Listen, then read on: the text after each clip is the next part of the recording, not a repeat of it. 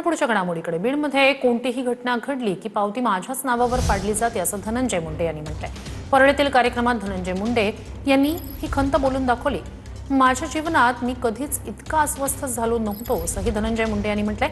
केवळ एका व्यक्तीला बदनाम करून गावाची प्रगती थांबवू शकत नाही असंही धनंजय मुंडे यांनी म्हटलंय. फक्त एक व्यक्तीला बदनाम करून एका गावाची प्रगती, तीही विकासाची, थांबू शकत नाही.